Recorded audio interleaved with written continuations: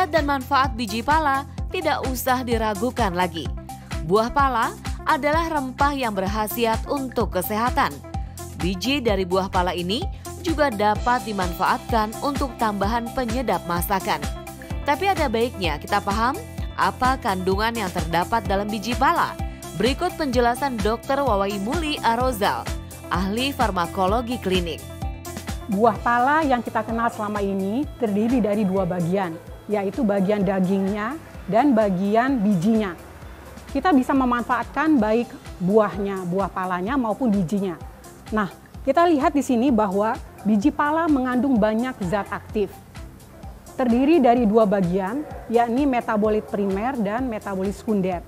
Metabolit primer artinya di dalam biji pala ini terkandung banyak karbohidrat, kemudian protein dan serat, serta juga banyak mengandung elektrolit, misalnya kalsium, magnesium, dan zat besi.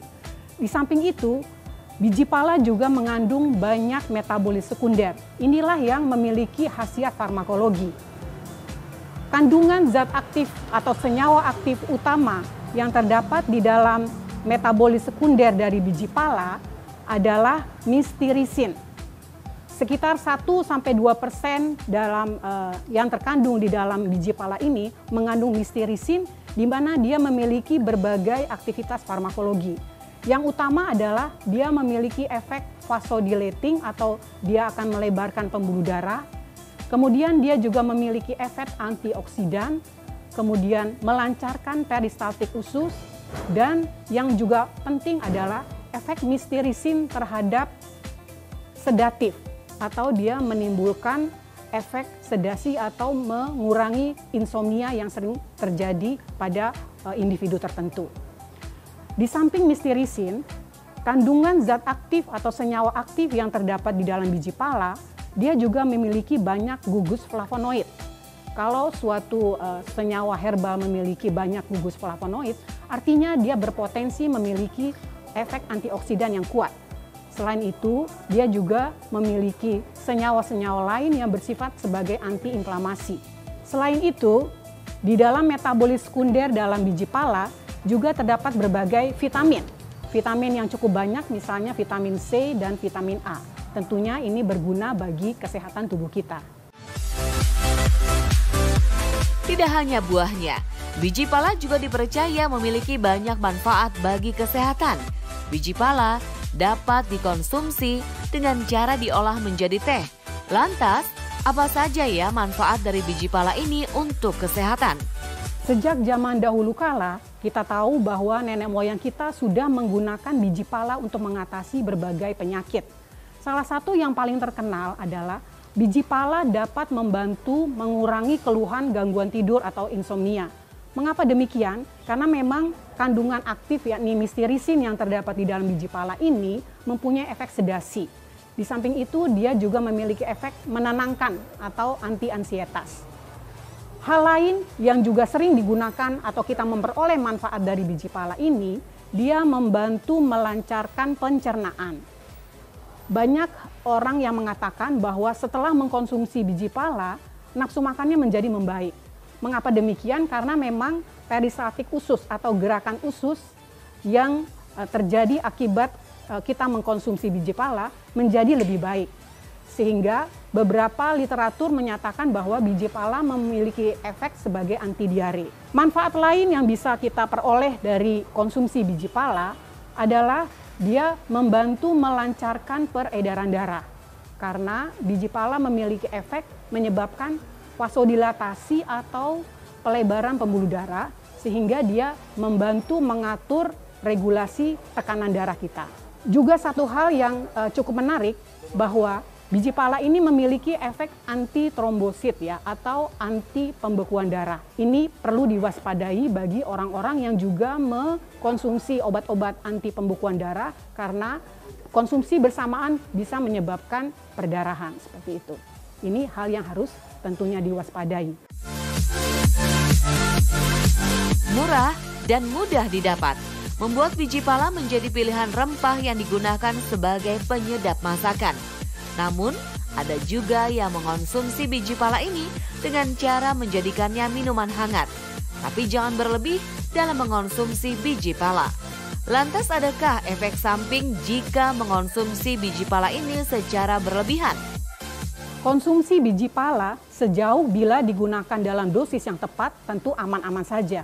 Tetapi bila digunakan dalam dosis yang berlebih, misalnya di literatur dikatakan bahwa dosis yang aman itu antara 1-2 mg per kilogram berat badan. Dosis yang dikatakan kurang aman atau tidak aman bila dikonsumsi lebih dari 120 mg. Jadi kalau dikonversi ke dalam sendok teh, itu lebih kurang kalau lebih dari 1 sendok teh per kali atau per hari, maka itu akan menyebabkan berbagai efek samping. Salah satu yang sering terjadi adalah menyebabkan halusinasi, kemudian jantung menjadi berdebar-debar, takikardia ya, kemudian muka menjadi kemerahan, dan kadang-kadang menyebabkan mulut menjadi kering. Ini harus diwaspadai. Hal yang terpenting adalah tidak semua individu atau orang aman mengkonsumsi biji pala ini. Beberapa orang misalnya yang juga mengkonsumsi obat pengencer darah, misalnya, dia akan berinteraksi dengan biji pala ini menyebabkan efek samping perdarahan. Hal lain adalah pada orang-orang yang mengkonsumsi obat-obat penurun tekanan darah, bila dikonsumsi bersama dengan biji pala ini, bisa menyebabkan hipotensi atau penurunan tekanan darah yang berlebihan. Hal lain yang juga perlu diwaspadai adalah hindari penggunaan biji pala pada wanita hamil atau anak-anak di bawah usia 5 tahun. Biji pala memiliki beragam manfaat bagi kesehatan jika dikonsumsi secara tepat. Nah, bagaimana ya cara mengolah ramuan herbal dari biji pala ini dan kapan waktu yang tepat untuk mengonsumsinya? Bagaimana kita mengkonsumsi biji pala secara aman? Sebenarnya ada 2 bentuk sediaan yang tersedia di pasaran, misalnya dalam bentuk utuh seperti ini dan dalam bentuk bubuk yang sudah jadi. Apa yang paling baik? Tentunya kalau memungkinkan kita bisa mengolah bubuk biji pala dengan cara ditumbuk atau diiris seperti ini. Ya, jadi kita pastikan bahwa biji pala yang kita pilih ini segar, tidak mengandung jamur, tidak apek, ya, dan tidak kelihatan layu. Kita bisa menghancurkan dengan cara mengiris dengan pisau seperti ini. Cukup dengan cara tidak terlalu halus, jadi cukup kasar saja. Atau bisa juga kita menggunakan penumbuk seperti ini. Atau kalau misalnya kita memiliki mixer atau blender juga bisa. Tapi usahakan jangan terlalu halus seperti itu.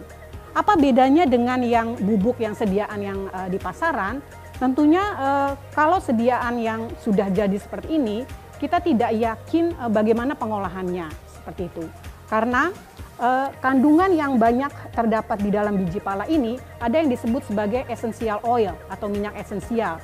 Umumnya kalau kita sudah beli dalam bentuk kemasan, minyak esensial itu sudah menguap seperti itu. Sehingga yang paling tepat atau yang paling baik kita konsumsi dalam keadaan segar, artinya kita menumbuk sendiri sehingga kandungan minyak esensial atau senyawa-senyawa aktif yang terdapat di dalam biji pala ini tetap ada. Umumnya biji pala bisa dikonsumsi dalam bentuk minuman atau bisa kita campurkan di dalam makanan, misalnya seperti sup dan sebagainya. Kalau kita ingin mengkonsumsi dalam bentuk minuman, dosis atau takaran yang tepat adalah kita bisa menggunakan biji pala yang sudah kita hancurkan lebih kurang 1/2 sampai 1/4 sendok teh. Kemudian kita masukkan ke dalam air yang mendidih, seperti itu contohnya. Airnya cukup mendidih, biarkan sekitar 10 menit. Jadi jangan ditaruh di dalam kompor, tetapi kita boil di dalam air yang mendidih.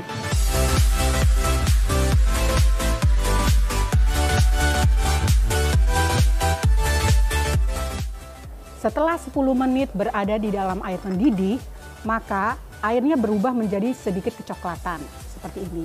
Tentunya kurang enak kalau diminum secara langsung. Kita bisa membuat rasanya menjadi lebih enak dengan menambahkan madu lebih kurang sekitar 1 sendok teh. Ya, tentunya tergantung dari selera kita.